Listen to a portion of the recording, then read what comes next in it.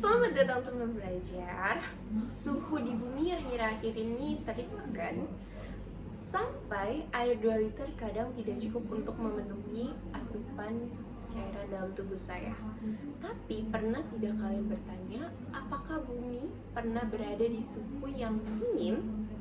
Sebelum itu perkenalkan, nama saya Salsa Muntas sebagai pembicara yang akan menemani kalian.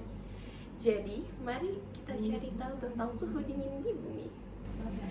Bumi pernah mengalami suhu yang dingin di zaman es, atau yang lebih dikenal dengan glasiasi, adalah periode dalam sejarah geologi ketika bumi mengalami penurunan suhu secara signifikan yang menyebabkan terbentuknya lapisan es yang tebal di kutub utara dan itu meluas hingga ke area di seluruh dunia. Zaman es terkenal terjadi di Quaternary Glaciation atau disebut juga dengan zaman quarter es, adalah periode yang terjadi di zaman quarter yang dimulai sekitar 2,580 juta tahun lalu hingga sekarang. Sebentar, jadi zaman es masih berlangsung hingga sekarang? Iya benar, sampai sekarang, tapi dalam bentuk glasiasi interglasial. Interglasial adalah periode ketika bumi mengalami suhu yang hangat seperti sekarang ini. Pada masa interglasial, suhu di bumi mengalami peningkatan dan menyebabkan es mencair.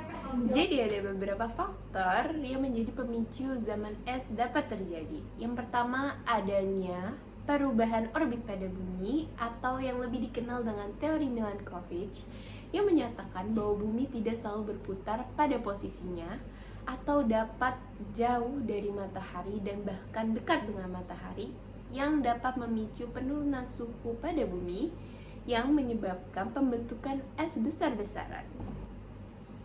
Yang kedua, penurunan gas dalam rumah kaca. Gas rumah kaca seperti karbon dioksida membuat suhu di bumi terasa lebih hangat. Dan ketika karbon dioksida mengalami penurunan, suhu di bumi akan mengalami pendinginan dan menyebabkan pembentukan es di beberapa tempat. Yang ketiga, letusan gunung berapi yang sangat besar mengeluarkan abu dan gas ke atmosfer, menghalangi cahaya matahari untuk masuk ke bumi dan membuat suhu di bumi mengalami penurunan. Hal tersebut menjadi pemicu dari pembentukan zaman es. Jadi, akan adakah zaman es di masa yang mendatang? Jawabannya adalah iya, karena ini menjadi salah satu siklus bumi yang mengalami perubahan zaman seperti zaman es dan zaman interglasial atau zaman hangat. Jadi bumi akan mengalami masa zaman es, tetapi akan ada perubahan waktu akibat faktor-faktor seperti pemanasan global dan perubahan iklim manusia yang menyebabkan zaman es akan menjadi sangat lama. Terima kasih telah menonton video sejarah zaman es hingga akhir. Semoga video ini dapat menambah pengetahuan teman belajar. Sampai jumpa di pertemuan berikutnya.